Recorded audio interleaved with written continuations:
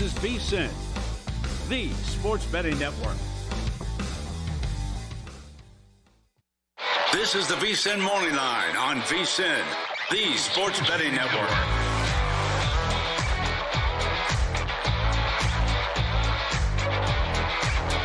Good morning, happy Thursday, and welcome into the VSiN Morning Line. I'm Grace Armington with Michael Lombardi and Harrison Sanford, getting you ready for some Thursday night football and everything in between. Let's take a look at what's coming up on today's show. Mike Palm joining us at 7:30 Eastern with an update on the Circa contest and all types of action coming in on today's sports. Josh Ingles from Covers.com joining us at 8:30 Eastern with an MLB playoffs betting breakdown. And Michael Calabrese joining us at 9:30 Eastern for his best bets in college football week 8. Coming up in this hour, we are breaking down this Thursday night football game between the Broncos and the Saints. We're taking a look at Michael Lombardi's updated power rankings. And then Mike Palm joins us with his book updates and Palm's pressing 3 for Lombardi. So let's get into Thursday night football between the Broncos and the Saints. This actually reached pick'em status on Monday, but the line has steadily moved Denver's way ever since then. The total has also been bet up just a tad to 37.5. Michael, when you're breaking down this game, what stands out to you? Well, the first thing you have to look at is the Saints injury report. It's a disaster. Obviously, we know Derek Carr's not going to play. Spencer Ratliff, the young player from South Carolina, is going to take over, so that's a concern. But now he's got concerns at wide receiver. You know, he doesn't have Chris Olave. He doesn't have Rashid Shaheed, who's both are going to miss that. So he has receiver 1, receiver 2 down. Offensive linemen are limited. I mean, he's lost Cesar Ruiz, who's got with a knee. Eric McCoy is on injured reserve. So there's a lot of injuries on this Saint team. And this Saint team defensively in the last 4 weeks have just been destroyed. They've given up 1,829 yards in the last 4 games, 457, that's per game. And so they've really struggled to stop the run, which is what Denver wants to do, and they've not been able to get off the field. And so it's really been a problem. So this game sets up perfectly for Denver with their defensive front, should be able to give Spencer Ratliff some trouble. In addition to those injuries that you listed, Michael, you have the injury to Taysom Hill as well, who's been somebody who's been able to manufacture some offensive production for the Saints team over the past couple of years. So I'm looking at this game and I'm saying to myself, how in the world do the Saints manage to even potentially keep this one close? And even if you just look at the injuries in general and where they stand in the NFC South with how well the Buccaneers have played, losing to the Buccaneers last week at home, and then how the Falcons have been, I'm starting to look at this Saints team, Michael, and this might just it's starting to feel like a lost season. Well, it could. I mean, you know, when you lose your starting quarterback and you have all these injuries, it's really problematic. I think for Dennis Allen, his biggest problem is defensively, right? I mean, they usually play good defense, but the last 4 weeks, they haven't been able to play any defense at all. They can't stop the running game. They're the 30th worst team in the National Football League in yards per attempt allowed against them. They're 28th in passing attempts allowed against them. They're 29th in yards allowed against them, and they're 24th in yards per play against them. So they can't make a play in the passing game. They're not very good on third down. What has saved them up until last week is they've been a good red zone defense. So this Saint team, as much as they teased us in week 1 and week 2 with their explosive offense and really playing well, they have not been able to bounce back from that. And they lost the Philly game on 2 bad plays that they gave up. They lose to the next week. They lose to Atlanta late in the game. They had a chance to win those 2 games, and they didn't do it. And then the dam broke with all these injuries. The Broncos dealing with some injuries of their own, although it kind of feels like a wash at this point. Pat Surtain going through the concussion protocol. He is listed as inactive for this game. But what kind of impact might losing him have, Michael? Well, I mean, I think it would typically have a huge impact because he's such a good player. But the problem is the Saints receivers without Shaheed, who's their explosive big play guy, and Chris Olave. I mean, this is not going to be a hard game for them to match up to with the receivers. It's a short week. Whenever you have all these injuries on a short week, you can't bring somebody else in or find somebody off the – you got to play with what you have. And unfortunately, the Saints don't have enough talent at the receiving core to be able to make that really give problems to Denver. The game really is going to be problematic for them in terms of where they start to pressure. And you saw it last week when when Tampa was really coming after Spencer Rattler. They scored 24 points in the second quarter last week. They couldn't score any more after that. He threw 2 picks. He was under pressure constantly because the offensive line is really in trouble. So, the other injury that we didn't even go over is Lucas Patrick is filling in for Eric McCoy, and he's out for the game. So now they're down to their third-string left guard. And I think that's really going to spell trouble for Spencer Rattler. They've got to find a way to run the ball. And against Denver can play really good run defense. We've seen that the New Orleans Saints have really had that component of the deep pass with Rashid Shaheed so far this year, Michael. But with this injury news, potentially having surgery, there's a chance that he's out for the season. And it feels like that's an element that they're going to need going forward. Is the resolution on their roster, or is the resolution out there in the trade market? Or considering where they are, would the front office, you think, and considering where they are in the standings and also with their salary cap sheet, would they even entertain going out in the marketplace and trying to find a replacement? Well, I mean, I think that what they're going to do this game, they're going to have to bring 2 guys up from their practice squad. St. Brown's brother is on their practice squad. Jermaine Jackson is on their practice squad. They're going to have to bring up those. They have 3 receivers. Kevin Austin Jr. is on their practice squad, so they're going to have to bring one of those 3 guys up. They only have 3 healthy receivers on the roster right now. They'll make that transaction later today, but that's really not going to help them as much as being able to replace Olave or replace Rashid Shaheed, because those are really good players. Now, they'll get Olave back. He's just in concussion protocol, and unfortunately, on a short week, you can't clear that.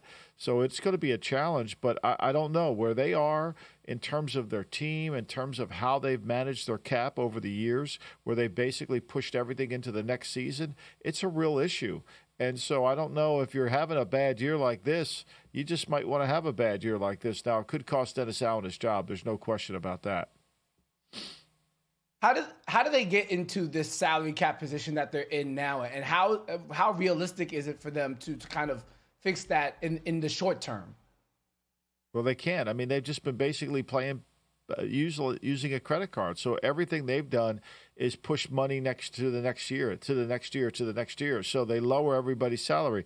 The only player on their roster that is playing above the minimum salary is Alvin Kamara. They didn't want to redo his deal. So everybody has a low cap number in terms of this year, but the acceleration is pushed into further years, which then is why they're going to be $100 million over the cap. So this free fall that they're having is going to eventually have to cost them. They just can't keep doing it. They've been trying to manage the team to get them to where they could compete for the North. And when they won 4 of their last 5 games at the end of last year, they looked like, okay, they could do it. And then they showed us early in the year that they won 2 games, really impressive. Oh, now this team might be for real. But then the injury bug just hit, and there's nothing for real about them right now. Obviously, another huge storyline heading into this game is the Sean Payton revenge game. The now Broncos head coach returning to the Bayou, where he coached for 15 years and was the most successful head coach in franchise history, going 152-89 with 9 playoff appearances and a Super Bowl title. But how will the home crowd welcome him back? He's not feeling too high on it. Let's take a listen. I don't think there's going to be a lot of flowers and warm fuzzies for yours truly, and I get it. Listen, I can't stand losing, and so it's about our team and me as the head coach of the Broncos getting ready to play on an early week and try to play one of our better games. Well, I mean, look, Sean left. He went into retirement allegedly, and then he obviously needed to change the scenery after Drew Brees. So, the Saint fans are going to really, I don't think they're going to cheer for him, but I also don't think they hate him. He won a Super Bowl for that franchise, which is never going to go away, and he's always going to be remembered down there in the Bayou. So, look, this is a game that sets up well for his team. And I know Sean's probably really nervous about it because when it looks this obvious that they should win, it never is. And I think ultimately he's got to do a good job. He knows Dennis Allen really well. I mean, he understands how Dennis Allen wants to call the game. He understands how Dennis Allen wants to coach defense. Plus, they also know all the skill players or the once skill players over on that side of the football. So Denver has a huge advantage in this game. Sean Payton has gotten off to a good start here relatively in his second year as the Denver Broncos head coach, and he's going to be relying on Bo Nix going forward in order to be a successful team with the Denver Broncos. Here's Bo Nix on how he's performed so far this year.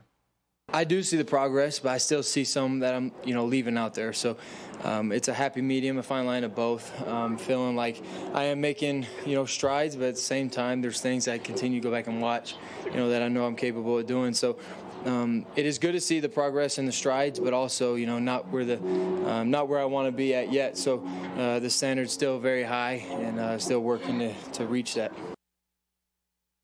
Yeah, man, I think he's really realistic about his play. I mean, last week in the fourth quarter, he played well, but you always have to temper that because it was the fourth quarter. They were down 23-0, and they scored 16 points in the fourth quarter, and he threw the ball really well, had 145 quarterback rating. He really looked like he was coming into his own, but again, it was a preseason game in the fourth quarter because the Chargers really were working against the clock. They weren't working against the Broncos offense. So you have to be careful. It's a little bit like the same thing with Drake May. The opponent wasn't the team on the field, it was the clock. So take nothing away from what he did, take nothing away from what May did, but I think, to me, this positivity that he felt in the fourth quarter, we hope to see it carry over because what he needs to do is complete the easy throws. What he needs to do is take the easy profits. And early part of his career, he has struggled to do that. He's been inaccurate with the football. Now, he's gotten better, there's no question, but he has struggled in that area. During Denver's 3-game win streak, we did see that uptick in the Bo Nix production, throwing 5 touchdowns to no interceptions. But how does he rebound in a short week? TBD. We will find out tonight and talk about that more later on in the show. Coming up next, Thursday means we get an updated look at Michael Lombardi's power rankings. Who's in the top 5 and who fell out? That's next on the VSiN Morning Line. Time. There's nothing more valuable. It's what drives everyone to make the most of every moment. We celebrate living large in the now.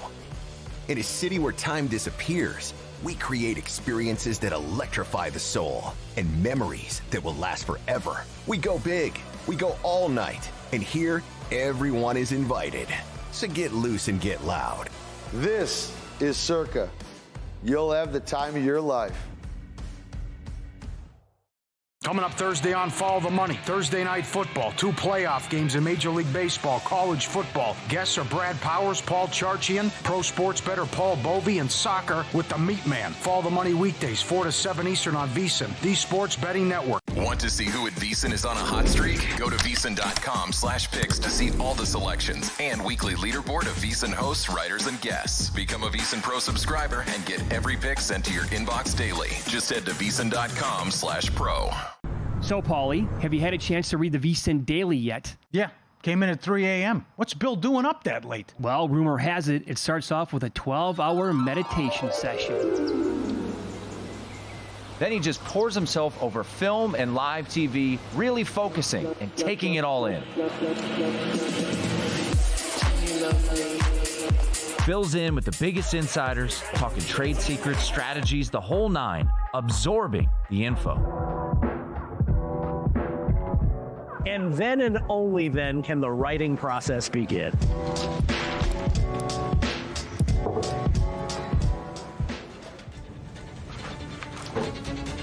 In Las Vegas, Bill's late night becomes your early morning. Wake up to the very latest betting insights in your inbox with the VSiN Daily. Sign up for free at vsin.com/newsletter.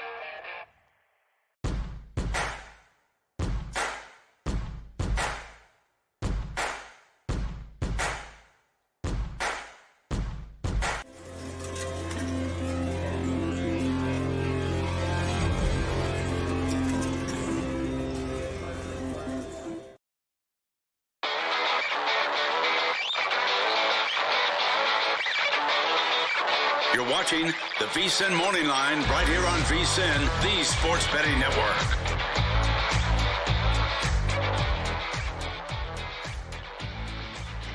It's the first series in WNBA history to have multiple 15-point comebacks. The Lynx beat the Liberty last night 80-77 thanks to Sabrina Ionescu's three-pointer to give them a 2-1 series lead. Harrison, I know you were watching. It was another exciting one. This final series is not disappointing. What were your thoughts? Oh, that Liberty win last night was definitely something that was very fun to watch. And especially if you were cheering for the Liberty, but even if you were just a neutral basketball fan or a neutral sports fan, definitely had to capture your attention. The back and forth between two MVP caliber players, between Breanna Stewart and Napheesa Collier, was definitely something to watch. Napheesa Collier, the reigning Defensive Player of the Year, having numerous blocks. She had one possession where she basically trapped Jonquel Jones in the corner, forced a 24-second violation. Breanna Stewart dropping 30 points, 11 rebounds, having blocks on the other side of the field, and then eventually hitting some buckets, some turnaround jumpers in the post. And then Sabrina Ionescu, who was quiet for majority of the game. It was like Breanna Stewart said, Napheesa's guarded me too well in the end of this game. I'm going to give it to you. Take us home. And that's exactly what Sabrina did. It was a fantastic, fantastic game. Thoroughly enjoyed it. And even if I look, Grace, at some of the things that I had pointed out yesterday in terms of how this game might play out, I'm happy. I think I'm capping this series right. So yesterday I said that the role players will play better at home. You had Bridget Carlton go 2 of 4 from the three-point line. She had 14 points. Kayla McBride, 5 of 9 from the three-point line. She had 19 points. So the Lynx got what they needed from their star players. From their role players at home. But as I also mentioned, the star players play better on the road. And that's exactly what you got from Breanna Stewart. She looked very much like a former finals MVP. And then Sabrina with the ice cold Curry range three-pointer at the end. Oh my gosh, it was fun. I thoroughly enjoyed it. And now, Grace, I'm in a situation here where, as I mentioned yesterday, if it goes to game 5, then that's back at Barclays Center, and I'm 20 Harrison, minutes don't away even ask. from You know Center. you have to go. Oh yes, no. I'll be in the building. Okay, I've decided that I will go. But that puts me in an awkward situation, Grace, because that means that I have to root for the team that I like to lose on Friday in Minnesota so that we can come back to Brooklyn. Yeah, okay, not ideal. Okay. What would you do in that circumstance? Okay. Oh man. This is hard. I would. Okay. How confident are you that they can win the series though? Because you would much rather win it on your home court. Hey Grace, there's a reason why I haven't bet a spread in this series so far, and there's a reason why I've been going to the props, because both teams are really good. The Lynx won this season series. They won the Commissioner's Cup championship game against the New York Liberty. They came back from 15-plus points down in game number 1. The Liberty are 0-5 in the WNBA Finals, so there's going to be a tension in that arena that they're going to have to try and overcome. So I'm not necessarily confident they win game 5, but man, do I want to be in the building for a win and go home game 5. That would be awesome. And by the way, did you see Sabrina's comments after the game? Someone asked her about being voted to WNBA all-second team and if she felt snubbed, and she was like, well, I guess that was just a great WNBA all-second team performance. It was an iconic moment by her. I love her. She said she had to go back and watch the video on that final three-pointer because she had no idea what happened in the moment. Oh, yeah. It looked like that was definitely a freestyle type of shot there. That possession pretty much stalled. And she was just left to do what she can do in that possession. I don't think the play that they wanted to call was even there. I think what's really cool too, Grace, and I don't know if they'll do this in any other sport, but during the WNBA broadcast, the ESPN, ABC family of network cameras are in the actual huddle, and they actually let you hear the audio from the coach. So we can hear the Liberty head coach say, ghost the screen which was supposed to mean Breanna Stewart was to come up and set a fake screen and roll out so that Sabrina Ionescu could go one-on-one. But that entirety of the possession, Breanna Stewart just chilled out in the paint and let Sabrina cook. So I thought that was really, I really like it, but I was also nervous too. Like, what if the Lynx aren't the Lynx watching the game too? Couldn't you just relay that message down from the broadcast down to the court? Yeah, you're right. I don't know how I feel about it, but it's great as a fan. So your bet last night was a head-to-head for assists between Courtney Williams and Sabrina. How do you go about capping these head-to-head plays? Well, I just look at the responsibility that each player is going to have for their individual team. Now, on the season, Sabrina Ionescu averaged more assists than Courtney Williams. But in this particular series, and knowing the environment of the game that it was going to be, I felt more confident that Courtney Williams was going to get more assists. Actually, I also was a bit nervous seeing her individual number. I was saying to myself, well, why are they giving it at plus odds? You know, sometimes it scares you away. But I knew in general, though, that she was going to be more of a playmaker than Sabrina Ionescu. So I went ahead and made that play. She finished the game with 8 assists. Sabrina Ionescu had 6 assists. And that's just the course how things go, in my opinion, when the star player is on the road. They're going to rely on themselves a lot more. You're not necessarily going to get the quality performances from your role player. Like, for example, Benijah Laney Hamilton. If you go back to Barclays Center, game number 2, she had 20 points, 4 of 6 from the three-point line. Benijah Laney Hamilton is a very good role player. She's not necessarily a star player. What happened last night? She only had 3 shot attempts, and she was 0 of 2 from the three-point line. I think there is something to the psyche of the star player. When they go on the road, they feel like they're more inclined to take shots. And again, Benijah Laney Hamilton only getting 3 shot attempts after going 4 of 6 from the three-point line back in Barclays is maybe somewhat of an indicator of that as well. So in the sport of basketball, too, where it's so much more of an individual sport, so much where one player can really dictate the pace of the game or dictate the outcome of a game, I feel sometimes a lot more inclined to just do head-to-head because I feel like I can predict the environment in which one player is going to have to be more assertive than the other. Love it. So that bet hits 8 assists for Williams, 6 for Ionescu. Game 4 have the Lynx a 3-point home dog. I believe that's what I just saw.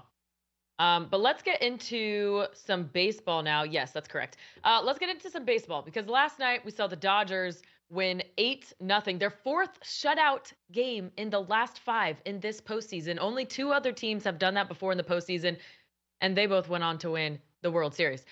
Francisco Lindor had a chance in the bottom of the second to do damage. He had the bases loaded with 2 outs, but Walker Buehler gets him swinging on the curve. That curve was really working for Buehler last night. He had a season-high 18 swings and misses overall. He relied more heavily on the sweeper last night. He threw it a season-high 21 times, actually. And if you watched yesterday's show, you might remember me saying it's a positive park shift for these pitchers moving from LA to New York, where there's colder weather. Buehler and his catcher, Will Smith, actually talked about the cold weather after the game and how that impacts the break of the ball. It helps the ball move better. Lindor even said that as well, that the last time he faced Buehler, he didn't remember his pitches moving so well. But that's just the impact of the weather. So it's actually nice to see some of these players acknowledging that and then changing their game plan based on that. Severino, you may ask, well, why didn't the weather affect him? He just doesn't throw many breaking balls, and he wasn't in this matchup. He relied on his cutter, his four-seamer, his sinker. He threw his sweeper just 19% of the time last night, which is on par for the season, but he had been throwing it much more in September, 29%. So maybe just not a good game plan from him. He fell behind 2-0 in the second inning, but that was partly because of bad fielding behind him. He didn't permit an earned run in the game, but still took the loss, walking 4 in 4 2/3 innings. So now game 4 is tonight. It'll be Yoshinobu Yamamoto and Jose Quintana, with the Dodgers a slight favorite in this one. Actually, never mind. Minus 135 for the Dodgers, plus 115 for the Mets. We also have a Yankees-Cleveland game 4 coming up with the Yankees a -118 favorite, Cleveland -102 on the money line. So lots to look forward to in these playoffs tonight. Harrison, how do you feel about the Yankees pulling out this one? I feel somewhat confident about it. I know Clark Schmidt is on the mound for them. We'll get into more of the Yankee game in just a bit later. But I did want to say this, Grace. Shout out to Shohei Ohtani. And it's kind of a weird stat here. He's 7 of 9 with runners in scoring position this postseason. But then 0 of 22 with the bases empty. So if there's something riding on the at-bat with people on base, you can count on Shohei to get the job done. And then for some reason, he's hitless when the bases are empty. I find that so awkward, but yet he's still doing what he has to do to get the Dodgers in the position that they're in. Hey, some guys just thrive under pressure, but definitely fun to see Shohei do what he does best. Mike Palm coming up next. And they're off.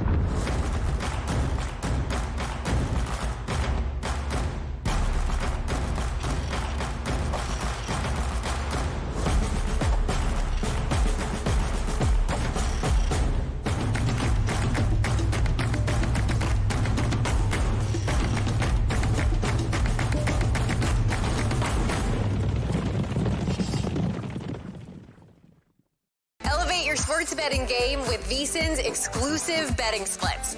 Stay ahead with real-time market trends and track bet percentages on any matchup, then uncover the edge by comparing them to the amount of bets placed to find out where the sharp money is headed.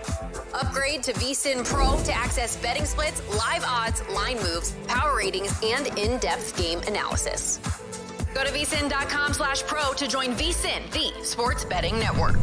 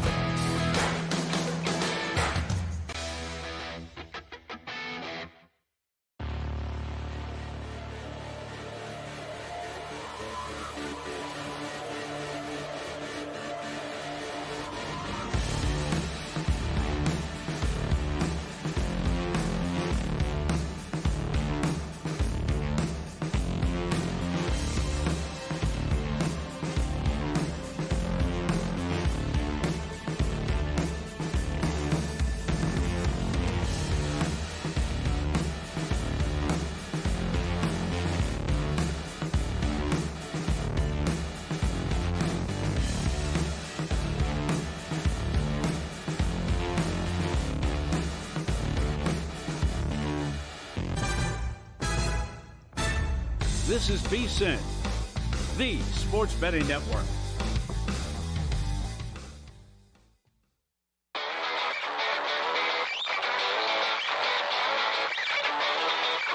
You're watching the VSiN Morning Line right here on VSiN, the Sports Betting Network. Welcome back into the VSiN Morning Line, where we are preparing you for the upcoming weekend of football. I'm Grace Remington with Michael Lombardi and Harrison Sanford, and now joining us on the Progressive guest line is Mike Palm, Circa VP of Operations, and apparently a Mid-South legend. He's been spending some time in Bowling Green, Kentucky, now on his way to Chicago. So, Mike, welcome to the Central Time Zone. Why don't you tell us all what your travel plans include? Yeah, I was born under this time zone, Grace, in Dubuque, Iowa. So I love Chicago. So it's nice to be here in downtown Chicago early on a Thursday morning. I made that comment on Twitter because I used to go to Tunica and play in the Jack Binion's tournament, poker tournaments every year. So we have two crews really out here. One crew flew directly to Chicago Tuesday night, and they put on a big dinner for our top customers in Illinois for Circa Sports. And then Derek and I, and a total of 8, flew to Bowling Green, Kentucky, and we had a Circa Sports sign-up event at Hilligan's Bar. I hope Grace was able to pop by, just a hop, skip, and a jump from Nashville, but I guess she couldn't get out of choir practice last night. We had a very successful event. Our goal was to get 30 new app downloads and fund to the Circa Sports Kentucky account, and I think we got over 50. It was a great crowd. Of course, Western Kentucky was playing at Sam Houston State, so people turned out for that game, and a lot of eyes on the Dodgers and Mets as well. But it was a terrific event.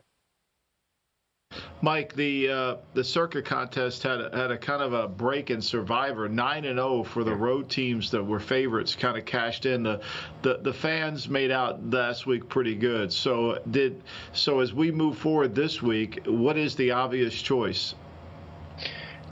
Well, I think the Bills are the obvious choice, hosting the Titans, Michael. And I was going through the availability because I said, I think there's 4 games in play. Of course, there'll be more than that's used. And as you mentioned, only 5 were eliminated last week. We started with 221. We're down to 216.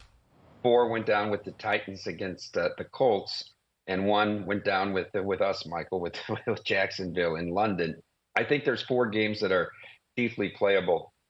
I think the Bills will be the most obvious choice. And I was going through the availability chart. All 4 of these teams have at least 178 out of the 216 have them available. Bills at home to the Titans. Jags stay in London and play the Pats. So obviously have the travel advantage if you want to dip your toe back in on Jacksonville. The Rams, a 6.5-point favorite against the Raiders. Everyone still has the Rams available, and then I think the Colts are playable against the Dolphins. And 213 have them. There's only 4 teams that have less than 100 have them available. And in order to Jets, only 20 of the 216 have the Jets left. Houston 64, San Francisco 66, and Seattle 79. Mike, being in Chicago, I would say you can't leave the Windy City without getting yourself a bag of Garrett's popcorn. I hope you grabbed the bag already, and if you haven't, please make sure you get that done before you leave. One more NFL question for you. Tonight's game, Thursday Night Football, where are you seeing most of the action coming in? You know, we don't have a huge decision on this game. Right now, we need the Saints. It's really less than a $50,000 swing. But, you know, as we sit here on Thursday morning, probably 10% or 15% of the volume has even happened on the game. A little bit will need the under 37 right now. So the great majority of the action in the NFL comes in the 90 minutes before kickoff. And, of course, the limits change, right? I mean, the limits keep going up through the course of the week. So what you can bet on Monday into the number is much less than what you can bet on Saturday or Sunday into the number. Speaking of Garrett's, our hotel is right across the street from a Garrett's store, so I'm not going to miss out on that. There we go. That's awesome. Can't wait for the review. Looking ahead to Sunday's games, where are you seeing most of the action coming there? Yeah, you know, it's interesting. We've had good action on this Colts and Dolphins game, and then the Vikings game as well. That's, of course, a pivotal matchup. We saw the Lions game and Cowboys had the biggest right of last Sunday's slate of games, and then the Monday game was a huge game for us. I mean, in terms of volume. It wasn't a huge game for us in terms of profitability.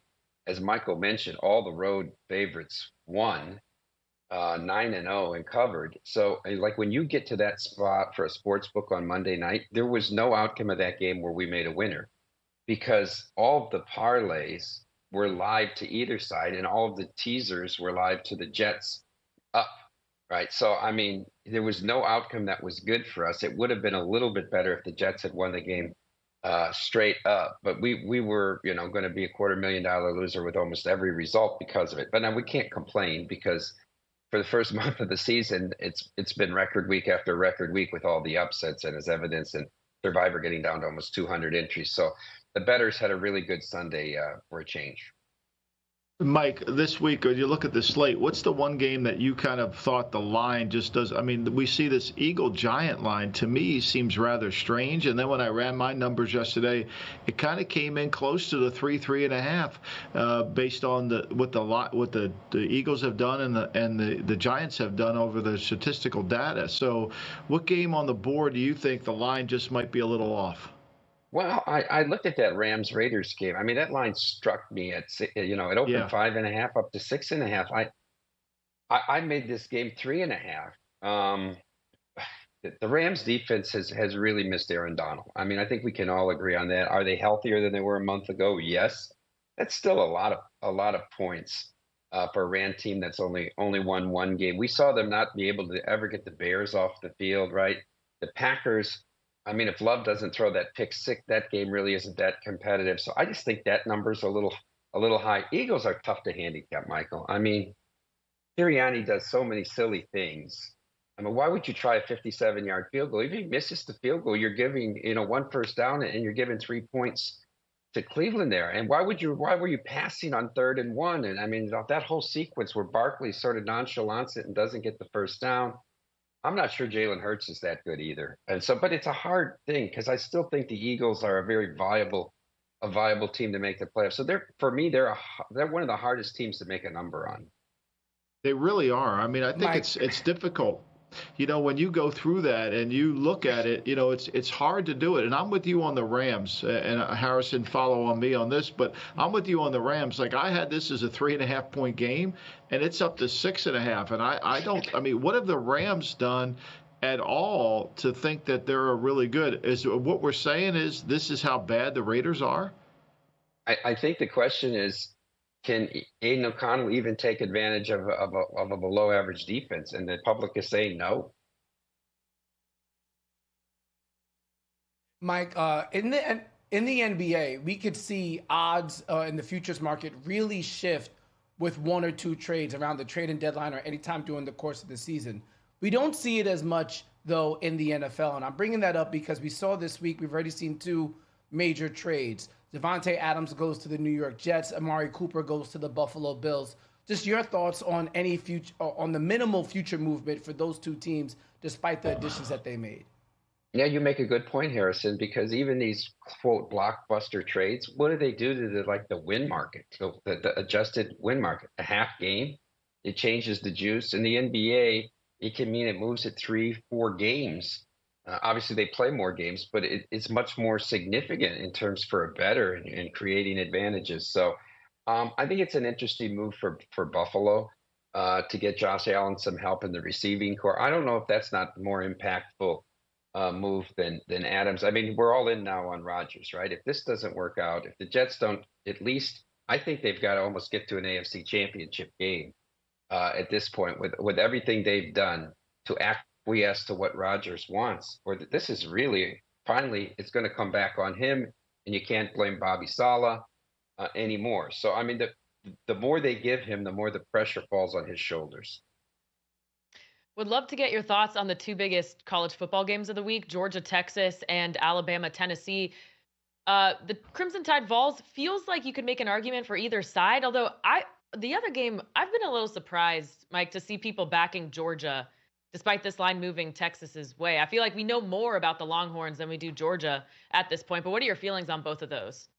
Well, it's interesting because the betting market was really interesting yesterday in Georgia, Texas. We opened this game 3.5. We got up to 5.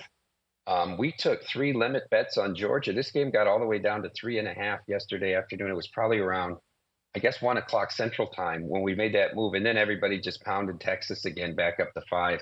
I think Texas is the best team in the country. They're really good on both lines. The defense is tremendous. And I don't know that the Georgia receivers, I know that they had a good second half against Alabama, but that they can really take advantage of this Texas defense. And then on the other side, I think I was just wrong about Tennessee. That offense is not dynamic. They played a really poor game. They were very lucky to get out there with a win against Florida. What number did those limit bets come in on Georgia? They came in at 5, at 4.5, and at 4. Okay. We went all the way down to 3.5. Okay, good to know. All right, Mike Palm with the latest, and he's sticking around. Coming up next, it's time for Palm's Pressing 3 with Michael Lombardi. This is the VSiN Morning Line.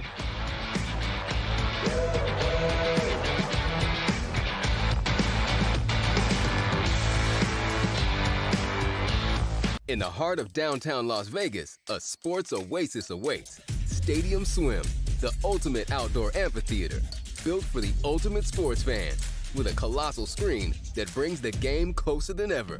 Reserve a daybed, private cabana, or lounge in the center of it all. 6 pools to dive into as the game heats up. And the best part, there's never an off-season. Open 365 days a year. Stadium Swim, it's always spectator season. Wake up with Michael Lombardi, Grace Remington, and Harrison Samford on the VSiN Morning Line. I will say this. I told Brian Daboll the minute he went there, you got to get a quarterback. I don't know one thing that Jacksonville does well, and so I'm not going to make a bet with a team that doesn't do anything well. They'll cover all the top scores and stories from the night before, keep you up to date on the news impacting betting lines, plus give you their picks for the upcoming action. The VSiN Morning Line, weekdays at 7 a.m. Eastern, right here on VSiN, the sports betting network.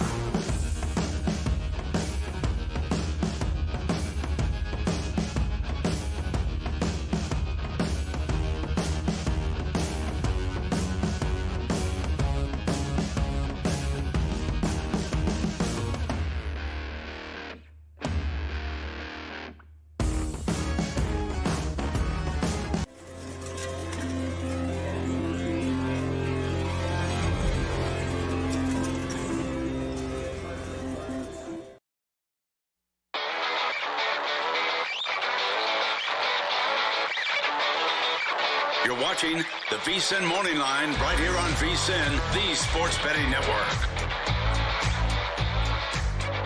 Welcome back to the VSiN Morning Line. I'm Michael Lombardi, joined by Mike Palm. And as we always do on Thursday, we go to Mike Palm's Pressing 3. Pressing? Yes, I say it's pressing. This is Palms Pressing 3. My mother told me never to answer a question with a question. Sir, my client has answered every question asked by this committee with the utmost sincerity.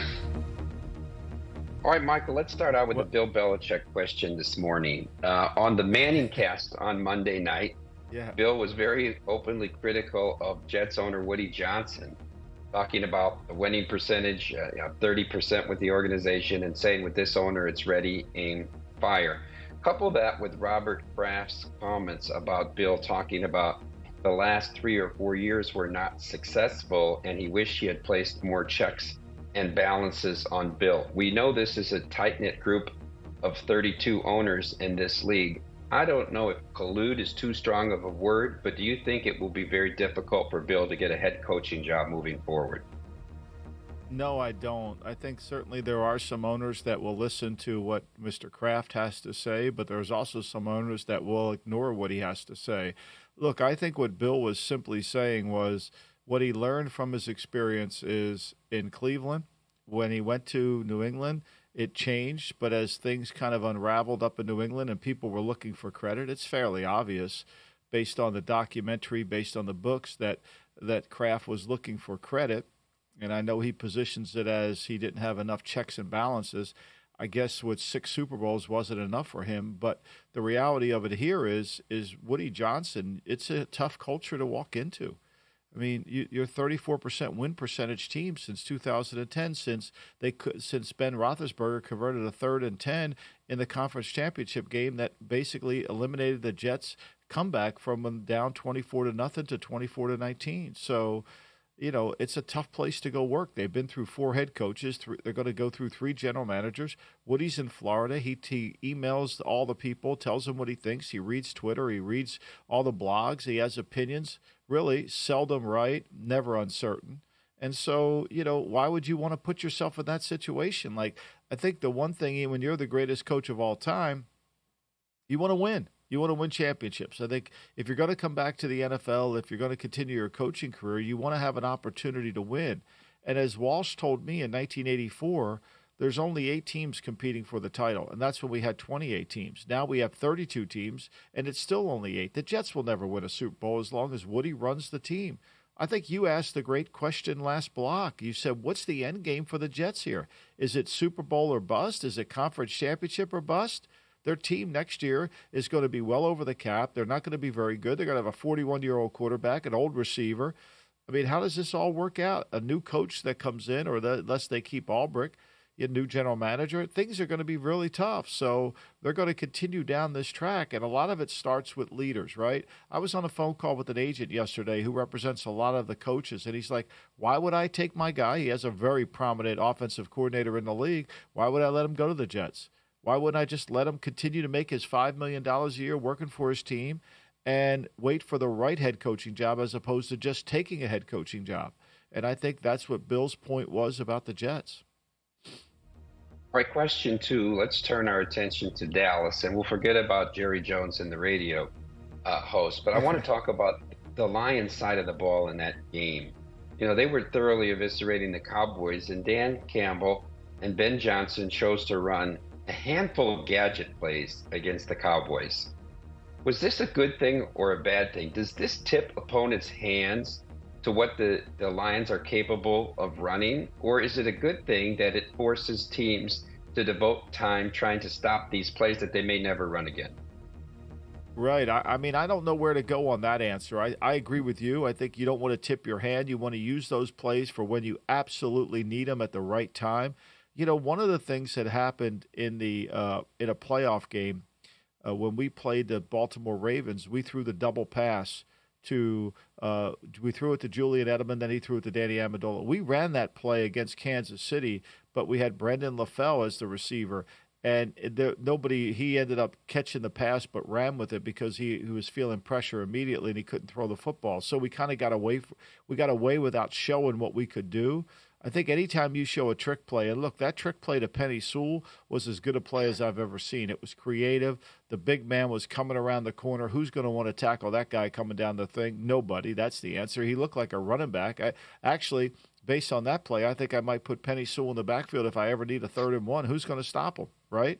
So I do agree with you that you show that when you need it the most, but I think the creativity within Detroit is going to continue to expand itself, especially as it gets down to the red area where Ben Johnson is very creative. But make no mistake about it, right?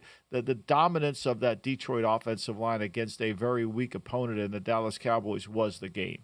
And I think if you're Jerry Jones, instead of attacking some radio analyst, I think you should really look at your roster and say, am I good enough? I wrote this last offseason.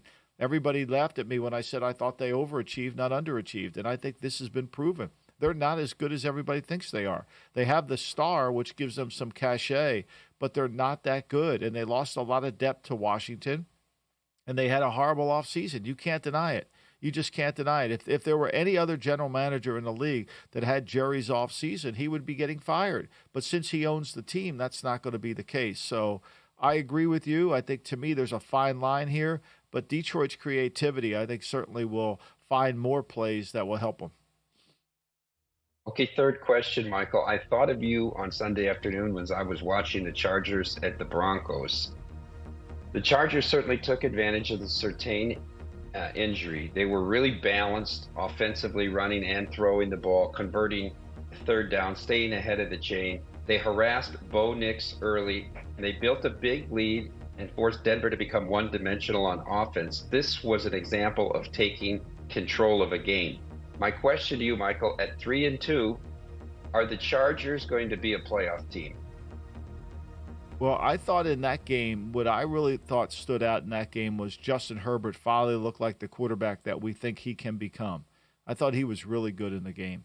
And I think he's healthy now. And I think a lot of his problems relate back to the injuries that he's had. So for me, I think this is really a good sign for the Chargers. Look, they've got to go to Arizona this week, and Arizona's always a funny team to play.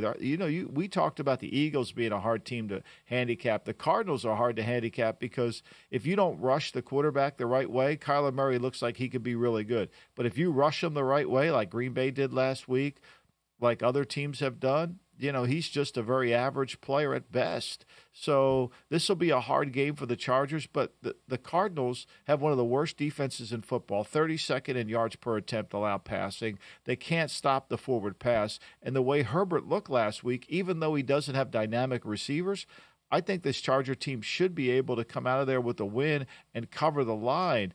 And I agree, if they can do that, if they could pick up these wins against these lesser teams, playing on the schedule that they had last year, which is a 4th-place schedule, they could be a playoff team. Because one thing we do know about Harbaugh, his team's going to get better. They are going to improve, Mike, through the season. And it's going to be, you could see it last week in their tackling, in their ability to make plays, get off blocks, run block. I think all that is really important. So I think that the answer is yes, I think they can be a playoff team.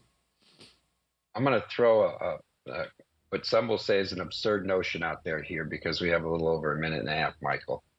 And this goes back to Jerry Jones and the Saturday Night Massacre and him firing Tom Landry.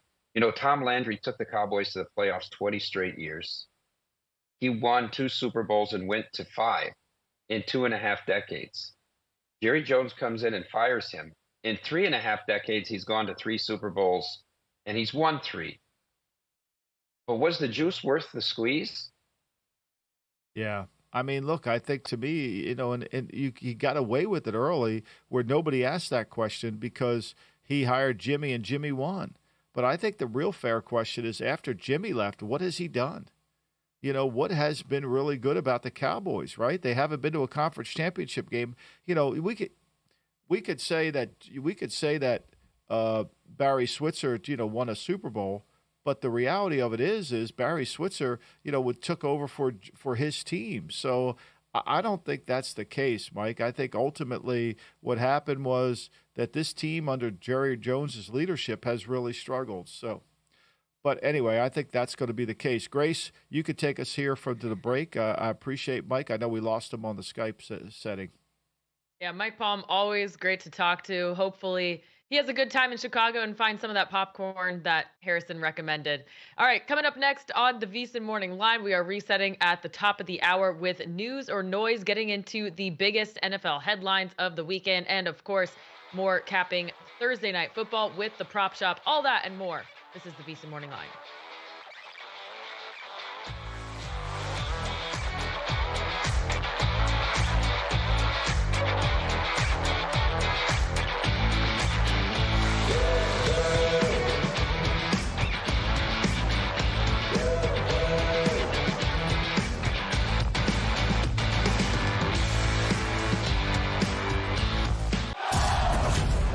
The only thing better than football is the excitement of all the contests.